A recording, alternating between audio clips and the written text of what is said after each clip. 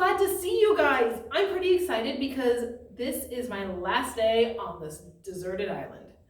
I'm looking forward to being home again. I can't wait to tell my friends and family members about my time on the island.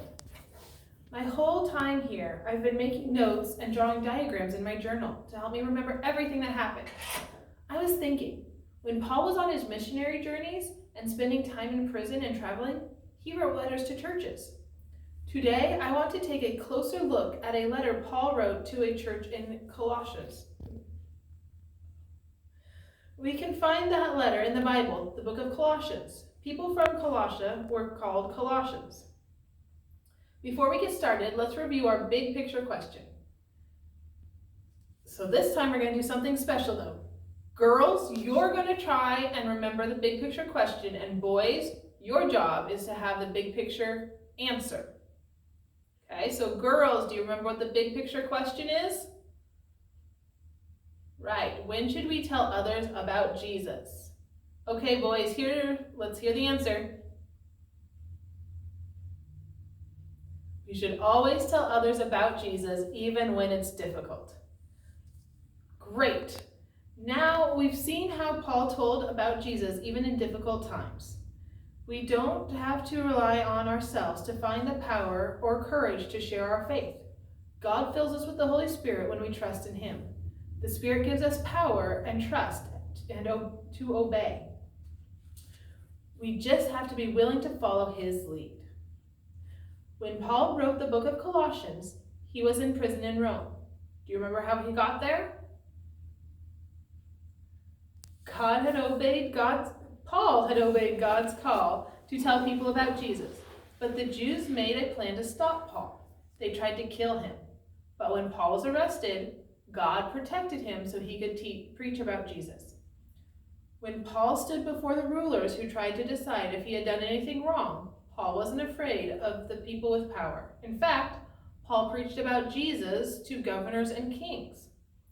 This was part of God's plan for Paul's life.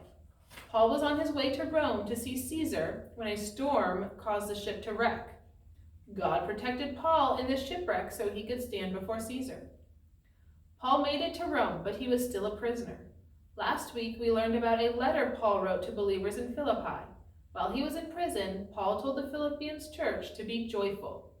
Let's find out what Paul says in his letter to the Colossians.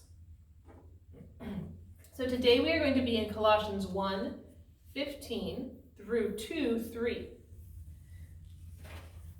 So let's see what our Bible story says.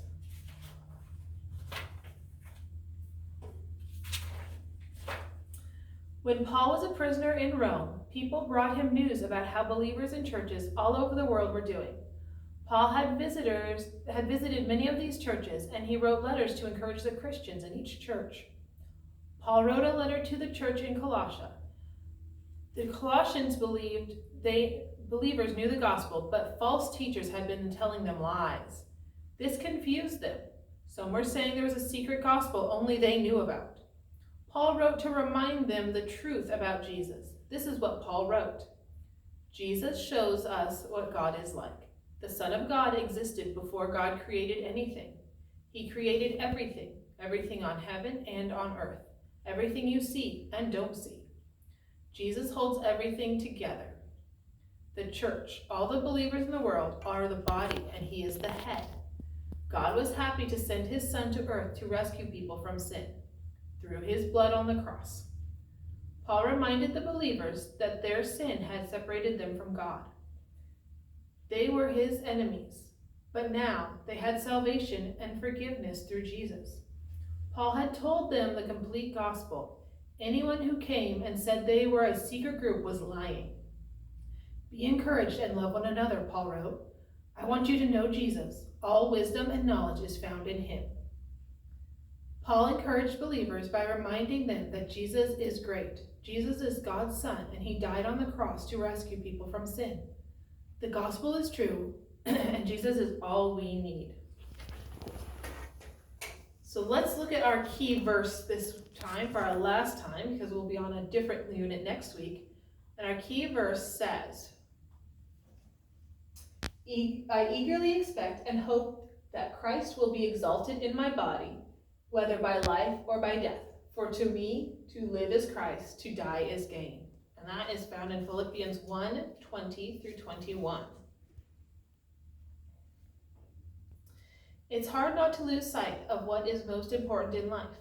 Paul encouraged believers by reminding them that Jesus is great. Jesus is God's Son, and he died on the cross to rescue people from sin. The gospel is true, and Jesus is all we need. So, what does that mean? Jesus is all we need. That means that we don't need to listen to those people who are telling us that, oh, you're not believing in the right things, or you need to worry more about yourself than others. That's not what Jesus teaches us.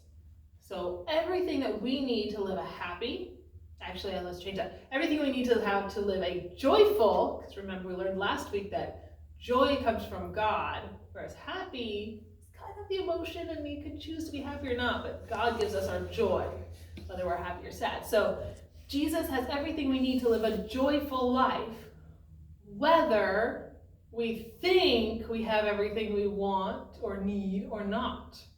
So we've talked about, I know most of you remember, we talked about over the years how people can still be happy even if they don't have the coolest new computer or video games or new TV or the most popular clothes, or even if they don't have a house to live in, they can still be joyful because Jesus will provide everything they need.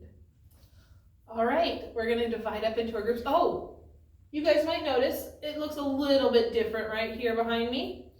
We have done some really cool things back in the Sunday school wing. Miss Sarah and I have done a lot of work back here, rearranging some rooms and getting some new chairs set up. And so when you guys come back, there'll be a little bit of different stuff going on, and we hope that you enjoy it. And we're excited, so we hope you're excited to come back and see what changes we've made back here. So we're going to divide up now, and I'll see you next week.